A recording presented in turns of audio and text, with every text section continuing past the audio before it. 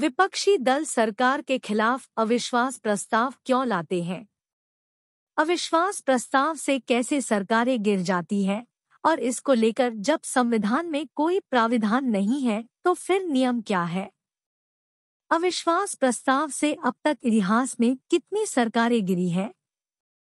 मोदी सरकार के खिलाफ आज संसद में कांग्रेस की अगुवाई में विपक्ष अविश्वास प्रस्ताव की तैयारी कर रहा है। हालांकि अविश्वास प्रस्ताव में क्या होने वाला है, ये पहले से तय है क्योंकि संख्याबल साफ तौर पर मोदी सरकार के पक्ष में है और विपक्षी खेमे के लोकसभा में 150 से कम सदस्य हैं। ऐसे में यहाँ सवाल ये बनता है कि विपक्षी दल सरकार के खिलाफ अविश्वास प्रस्ताव क्यों लाते हैं? अविश्वास प्रस्ताव से कैसे सरकारें गिर जाती हैं और इसको लेकर जब संविधान में कोई प्राविधान नहीं है तो फिर नियम क्या है? अविश्वास प्रस्ताव से अब तक इतिहास में कितनी सरकारें गिरी हैं और आज के संभावित अविश्वास प्रस्ताव में मोदी सरकार के लिए कितना खतरा है? ये सारी बातें हम आपको समझाएंगे। संविधान में नहीं है अविश्वास प्रस्ताव। दरअसल संविधान में अविश्वास प्रस्ताव का जिक्र नहीं है। भारत के संविधान में संसदीय प्रक्रिया के रूप में अविश्वास प्रस्ताव का स्पष्ट उल्लेख नहीं है। हालांकि यह संसदीय लोकतंत्र के वेस्टमिंस्टर मॉडल की संसदीय प्रणालियों से लिया गया है। अविश्वास प्रस्ताव केवल लोकसभा में ही पेश किया जा सकता है, जो भारतीय संसद का निचला सदन है। राज्यसभा यानी कि उच्च सदन के पास अविश्वास प्रस्ताव लाने की शक्ति नहीं है। अविश्वास प्रस्ताव पर स्पीकर वोटिंग कोई और फैसला भी ले सकते हैं। अविश्वास प्रस्ताव का नियम क्या है?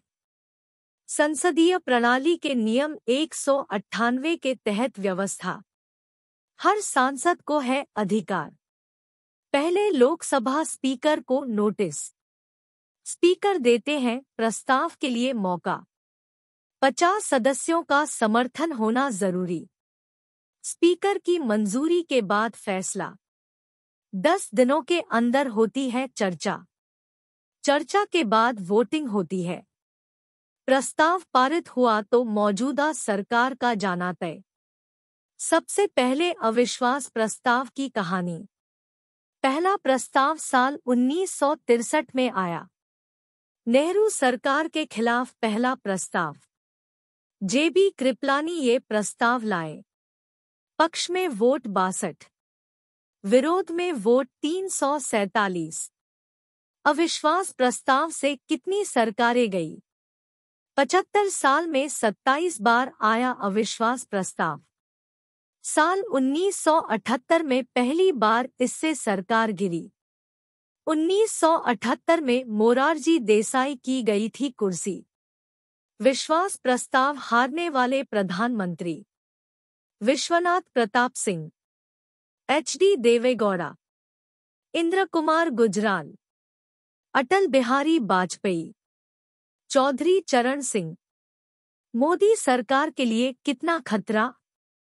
इस वक्त लोकसभा में एनडीए के पास 333 सांसद हैं, जिनमें बीजेपी के पास ही अकेले 301 सांसद हैं।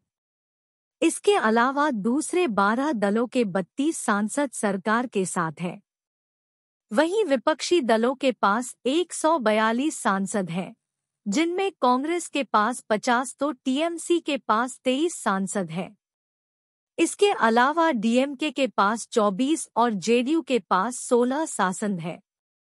इस तरह से 12 पार्टियों के कुल 142 सांसद हैं, जो एनडीए से नंबर गेम में बहुत पीछे हैं।